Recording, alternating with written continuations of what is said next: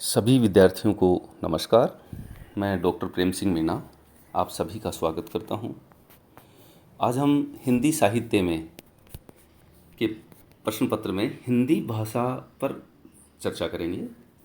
आप सभी जानते हैं कि हिंदी भाषा हमारी राजभाषा है और हमारी राष्ट्रभाषा भी है, लेकिन हिंदी भाषा के विकास को समझने के लिए हमें इसके ऐतिहासिक पृष्ठभूमि में जाना होगा। आपको पता होना चाहिए कि दुनिया में यानी पूरे विश्व में लगभग 3000 से अधिक भाषाएं बोली जाती हैं और इन भाषाओं को समझने के लिए इनके भाषा परिवार बनाए गए हैं, यानी कि कुल 12 या 13 भाषा परिवार माने जाते हैं जिनसे विविध भाषाओं का विकास माना जाता है या उनमें समाहित की जाती हैं। तो अब देखिए भाषा परिवार किस तरह से हैं। सर्वप्रथम देखिए भारोपीय कुल। भारोपीय कुल से तात्पर्य है कि भारत और यूरोप की सम्मिलित भाषाओं को भारोपीय कुल में सम्मिलित किया जाता है, यानी भारत और यूरोप के समीपवर्ती क्षेत्रों में जिन भाषाओं का विकास हुआ उसे क्या कहा गया, भारोपीय कुल की भाषाएं कहा गया। और इनमें जो सर्वप्रमुख भाषाएं थी उनमें संस्कृत थी जो इस कुल में विकसित हुई, ईरानी यहीं से विकसित हुई, ग्रीक है, लैटिन भाषा है। जो सर्वप्रमुख जो भाषाएं थी, महत्वपूर्ण भाषाएं हैं जो प्राचीन, चाहे वो संस्कृत हो, ईरानी हो, ग्रीक हो, लैटिन हो, वो सब भारोपीय कुल से विकसित हुई हैं। इसके पश्चात देखिए सेमेटिक कुल, द्रविड़ कुल, हेमेटिक कुल, चीनी कुल, अमरीकी कुल, आग्नेय कुल, यूराल अल्टाई कुल, काकेशस कुल, बुशमैन, जापानी कोरियाई कुल, बांटू कुल, सूडानी कुल। इस तरह से 12 या 13, मुख्य रूप से 13 भाषा परिवारों को इसमें समाहित किया गया है और इसमें विश्व की जो भाषाएं हैं उनको हम सम्मिलित करते हैं। तो हम जिस भाषा की चर्चा कर रहे हैं वो भारोपीय कुल से विकसित हुई है। और हिंदी भाषा को समझने के लिए देखिए ऐतिहासिक पृष्ठभूमि में जब हम जाते हैं तो इसे हम कि हिंदुस्तान में या भारत में आर्य भाषाएं कैसे विकसित हुई उस पर आज हम प्रकाश डालते हुए हिंदी भाषा को समझने का प्रयास करेंगे।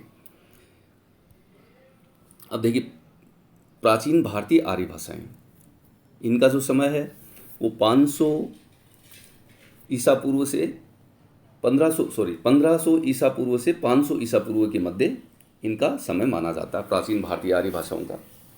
और इसके पश्चात मध्यकालीन भारतीय आर्य भाषाएं, इनका जो समय है वो 500 ईसा पूर्व से 1000 ईस्वी। और आधुनिक भारतीय आर्य भाषाएं जो इनका समय है वो 1000 ईस्वी से वर्तमान तक। तो हम प्राचीन भारतीय आर्य भाषाओं पर देखिए चर्चा करते हैं, इन्हें समझने का प्रयास करते हैं कि प्राचीन भारतीय आर्य भाषाओं में कौन सी भाषाएं थी। कालांतर में धीरे धीरे हमारी हिंदी का विकास होता है। प्राचीन भारतीय आर्य भाषाओं में देखिए सर्वप्रथम है, हम यहाँ चर्चा करते हैं प्राचीन भारतीय आर्य भाषाओं में हम संस्कृत भाषा का उल्लेख मिलता है कि हमारी जो प्राचीन जो भाषा है वो कौन सी है, संस्कृत, जिसका समय है 1500 ईसा पूर्व से 500 ईसा पूर्व। यह संस्कृत भाषा को हम 2 भागों में विभाजित कर सकते हैं, वैदिक संस्कृत और लौकिक संस्कृत। जो वैदिक संस्कृत है उसमें 1500 ईसा पूर्व से 800 ईसा पूर्व का जो उनका समय है वो वैदिक संस्कृत का समय कहलाता है। और वैदिक संस्कृत में अब देखिए वेद लिखे गए, चारों वेद यानी वैदिक संहिताएं लिखी गई, ब्राह्मण ग्रंथ लिखे गए, आरण्यक ग्रंथ लिखे गए, तमाम उपनिषद लिखे गए। ये वैदिक संस्कृत में माने जाते हैं कि वैदिक संस्कृत में संपूर्ण जो वैदिक साहित्य है वो लिखा गया। और संस्कृत का जो दूसरा भाग या भेद है वो लौकिक संस्कृत कहलाता है। और इसका जो समय है ये मोटे तौर पर 800 ईसा पूर्व से 500 ईसा पूर्व के मध्य माना जाता है, जिसमें बहुत सारे महत्वपूर्ण कवि जैसे कालिदास, भारवी, दंडी, पाणिनि, भवभूति, माघ, भास, ऐसे अनेक कवि हुए जिन्होंने लौकिक संस्कृत में साहित्य सर्जन किया। और विशेष रूप से पाणिनि ने देखिए अष्टाध्यायी पुस्तक लिखी और कालांतर में यास्क ने जिस पर निरुक्त लिखे, कात्यायन ने वार्तिक लिखे। ये सब लौकिक संस्कृत में ही सब लिखा जा रहा था। और लौकिक संस्कृत इस मायने में ज़्यादा महत्वपूर्ण है कि वैदिक संस्कृत कालांतर में लौकिक संस्कृत में ज़्यादा साहित्य सर्जन किया गया। कुछ विद्वान जो पाश्चात्य विद्वान हैं वो कहते हैं कि चाहे वो जॉर्ज गिरियर्सन हो या वेबर हो, ऐसे जो पाश्चात्य विद्वान हैं वो कहते हैं कि संस्कृत हमारे यहाँ बोलचाल की भाषा नहीं रही, लेकिन ये मत उनका निराधार लगता है। तो हम प्राचीन भारतीय आर्य भाषाओं में ये मान सकते हैं कि जो संस्कृत है उसके दो भेद मिलते हैं, और प्राचीन भारतीय आर्य भाषाओं में संस्कृत ही सर्वप्रमुख भाषा थी जिसमें समग्र साहित्य लिखा गया। अब हम चर्चा करते हैं मध्यकालीन भारतीय आर्य भाषा में। जो मध्यकालीन भारतीय आर्य भाषा है उसका जो समय है 500 ईसा पूर्व से 1000 ईस्वी के मध्य उनका समय माना जाता है। और मध्यकालीन भारतीय आर्य भाषाओं में 3 प्रमुख भाषाएं प्रचलित रही, जिसमें सर्व प्रमुख है पाली। पाली का जो समय है वो 500 ईसा पूर्व से 1 ईस्वी के मध्य माना जाता है। इसी प्रकार प्राकृत भाषा है उसका समय 1 ईस्वी से 500 ईस्वी के मध्य माना जाता है। और जो तृतीय जो अपभ्रंश या अपभ्रंश भाषा है उसका जो समय है वो 500 से 1000 ईस्वी के मध्य माना जाता है। तो अब हम पाली भाषा के ऊपर चर्चा करते हैं कि जो पाली भाषा है इसका प्रयोग 4वीं शताब्दी में जो श्रीलंका में जो दीपवंश और महावंश ग्रंथ लिखे गए थे उनमें इसका उल्लेख मिलता है। और महत्वपूर्ण बात यह है कि पाली को ही मागधी भाषा भी कहा जाता है। और पाली में महात्मा बुद्ध से संबंधित, गौतम बुद्ध से संबंधित समस्त साहित्य, चाहे वो जातक कथाएँ हों, धम्पद हो, मिलिंद पनो हो, बुद्ध घोष की अटकथाएँ हों, दीपवंश, महावंश आदि जो साहित्य है वो पाली भाषा में ही लिखा गया है। अशोक के शिलालेख भी इसी भाषा में लिखे गए हैं। तो इस तरह से जो पाली है उसे सम्राट अशोक का राज्याश्रय प्राप्त हुआ और पाली बहुत ही लोकप्रिय भाषा उस समय रही। लेकिन पाली के पश्चात धीरे धीरे उसका स्थान प्राकृत ने ले लिया। जब प्राकृत ने ले लिया तो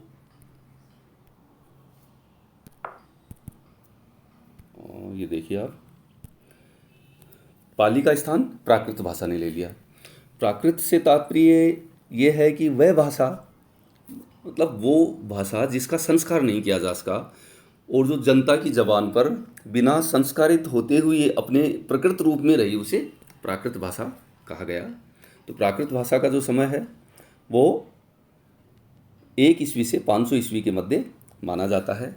और इसके भी अनेक भेद हुए, लेकिन हम बहुत ज़्यादा विस्तृत रूप से चर्चा न करके हमें ये पता होना चाहिए कि पाली के बाद में प्राकृत भाषा का विकास हुआ और उसके पश्चात अपभ्रंश भाषा। जो अपभ्रंश भाषा है उसका समय 500 ईस्वी से 1000 ईस्वी के मध्य माना जाता है। और अपभ्रंश भाषा उसे कहते हैं कि अपभ्रंश का मतलब बिगड़ा हुआ रूप, यानी प्राकृत की तुलना में जिस भाषा का रूप बिगड़ा हुआ था, गिरा हुआ था, जिसमें ध्वनि एवं व्याकरण के स्तर के परिवर्तन हो गए, उसे विद्वानों ने क्या कहा? अपभ्रंश भाषा कहा। और ये अपभ्रंश मध्यकालीन प्राकृत और आधुनिक काल की भाषाओं के बीच की कड़ी के रूप में हमें यहाँ दिखाई देती है। तो अपभ्रंश के अनेक भेद हमें दिखाई देते हैं और अपभ्रंश के अनेक अलग अलग विद्वानों ने अलग अलग भेद बताए हैं। प्राकृत सर्वस्व जो ग्रंथ है उसमें अपभ्रंश के 27 भेद माने गए हैं, किंतु मुख्य रूप से अपभ्रंश के देखिए ये 8-10 भेद, 7-8 भेद माने जाते हैं। पहले केकय, टक, ब्राचड़, सोरसेनी, महाराष्ट्री, अर्धमागधी, मागधी, ये अपभ्रंश के भेद माने जाते हैं। जैसे केकय है, केकय का जो विस्तार क्षेत्र था वो पाकिस्तान का जो लहंदा क्षेत्र था वहाँ केकय बोली जाती थी। ऐसे टक पंजाबी का जो क्षेत्र था यानी पंजाब के क्षेत्र में बोली जाती थी। प्राचड़ जो है वो सिंध प्रांत में बोली जाती थी। ऐसे ही सोरसेनी यानी मथुरा और सुरसेन का जो भूभाग था उसके आसपास की जो भाषा थी वो सोरसेनी अपभ्रंश कहलाती थी। ऐसे ही महाराष्ट्र में जो वर्तमान महाराष्ट्र है उसमें बोली जाती थी। अर्धमागधी मगध और मथुरा के जो बीच का क्षेत्र है उसे अर्धमागधी का क्षेत्र कहा जाता है। ऐसे ही मागधी यानी मगध के आसपास जो भाषा बोली जाती थी उसे मागधी भाषा कहा गया। तो इस तरह से अपभ्रंश के विविध भेद हमें यहाँ देखने को मिलते हैं। तो अब आप देखिए कि अपभ्रंश है वो किस तरह से विविध विभागों में विभाजित होती है और वो हिंदी के लिए पूर्व पीठिका तैयार करती है। अब आगे हम आधुनिक आर्य भाषाओं पर चर्चा करते हैं। तो आधुनिक आर्य भाषाओं का जो समय है वो 1000 ईस्वी से वर्तमान तक माना जाता है। तो आधुनिक आर्य भाषाओं में देखिए सिंधी है, लहंदा है, पंजाबी है, गुजराती है, मराठी है, बंगला है, असमी है या असमिया है, उड़िया है, नेपाली है और हिंदी है। ये किन भाषाओं में कही जाती हैं? आधुनिक आर्य भाषाएं। और इनका जो उद्भव है वो 1000 ईस्वी के आसपास से माना जाता है। तो हम मोटे तौर पर ये मान सकते हैं कि हिंदी का जो उद्भव है वो 1000 ईस्वी से माना जाता है। और जो हिंदी है उसका इतिहास 1000। वैसे देखिए संस्कृत के बाद में पाली के बाद में प्राकृत के बाद में अपभ्रंश और अपभ्रंश के बाद में हिंदी का हमें विकास यहाँ देखने को मिलता है। तो आज हम चर्चा करेंगे हिंदी का विकास किस तरह से होता है। अब देखिए हिंदी भाषा का जो विकास है उसको भी हम अध्ययन की दृष्टि से 3 भागों में बांट सकते हैं कि जो हिंदी भाषा है उसका विकास कैसे हुआ। तो हिंदी भाषा का जो विकास है उसको हम प्रारंभिक काल जिसका समय 1000 ईस्वी से 1500 ईस्वी माना जाता है, दूसरा मध्यकाल जिसका समय 1500 ईस्वी से 1800 ईस्वी तक माना जाता है, और तीसरा आधुनिक काल जो 1800 ईस्वी से वर्तमान तक माना जाता है। इस प्रकार हिंदी भाषा का विकास के पूरे ऐतिहासिक परिदृश्य को हम समझकर वर्तमान में हिंदी की स्थिति का पता लगा सकते हैं। तो किस तरह से संस्कृत भाषा भारोपीय कुल से विकसित होती है, फिर पाली, फिर प्राकृत, फिर अपभ्रंश और फिर हिंदी। और हिंदी भी अपभ्रंश की किन किन भेदों से, शोरसेनी अपभ्रंश, मागधी, अर्धमागधी, इनसे मिलकर किस तरह से विकसित होती है, वर्तमान में हिंदी का निर्माण होता है। हिंदी का तात्पर्य सिर्फ यही नहीं है कि खड़ी बोली हिंदी, बल्कि जो हिंदी है वो हमें न केवल खड़ी बोली हिंदी से, बल्कि देखिए पश्चिमी हिंदी, पूर्वी हिंदी, राजस्थानी, पहाड़ी, बिहारी, ये जो इनकी जो बोलियां, जो भाषाएं हैं वो सब हिंदी में समाहित होती हैं। जैसे पश्चिमी हिंदी में खड़ी बोली आती है, ब्रजभाषा आती है, बांगरू आती है, जो जिसे हरियाणवी भी कहते हैं, बुंदेली, कन्नौजी। ऐसे ही पूर्वी हिंदी में अवधी भाषा है, बघेली है, छत्तीसगढ़ी है। राजस्थानी की भाषाएं जैसे मारवाड़ी, मेवाड़ी, ढूंढाड़ी, हाड़ौती, मेवाती, बागड़ी, मालवी, ये सब बोलियां हैं वो हिंदी में समाहित हैं। ऐसे ही पहाड़ी जो भाषाएं हैं जैसे गढ़वाल के क्षेत्र में बोली जाती है, कुमाऊनी क्षेत्र में बोली जाती है, पश्चिमी पहाड़ी, और इसी प्रकार बिहारी की जो भाषाएं हैं जैसे भोजपुरी, मैथिली और मगही।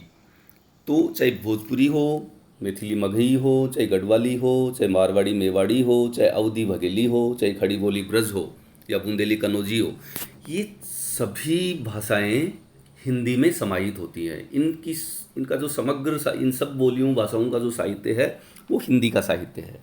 तो कुछ लोग ये मान लेते हैं कि हिंदी का मतलब खड़ी बोली हिंदी है, ऐसा नहीं है, बल्कि पश्चिमी हिंदी, पूर्वी हिंदी, राजस्थानी, पहाड़ी और बिहारी, इनकी समस्त भाषाएं हिंदी में समाहित होती हैं।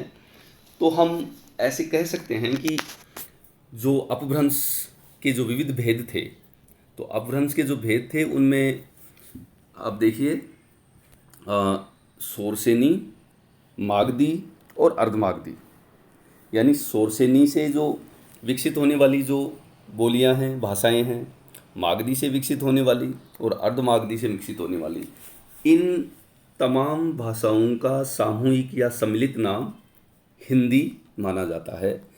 तो हमें ये समझने की आवश्यकता है कि सिर्फ खड़ी बोली हिंदी को ही हिंदी नहीं कहा जाता, बल्कि शोरसेनी अपभ्रंश, मागधी अपभ्रंश और अर्धमागधी अपभ्रंश से विकसित होने वाली जो भाषाएं हैं, जिन्हें हम बाद में हिंदी की जिन्हें उपभाषाएं भी कहते हैं, जैसे पश्चिमी हिंदी में खड़ी बोली और पूर्वी हिंदी में अवधी, राजस्थानी, मारवाड़ी, मेवाड़ी, ढूंढाड़ी, हाड़ौती, पहाड़ी में गढ़वाली, कुमायूनी और बिहारी में भोजपुरी, मैथिली जो समाहित हैं, वो उन्हीं का सामूहिक या सम्मिलित नाम हम हिंदी के रूप में सम्मिलित करते हैं और उसे हिंदी भाषा कहते हैं। धन्यवाद।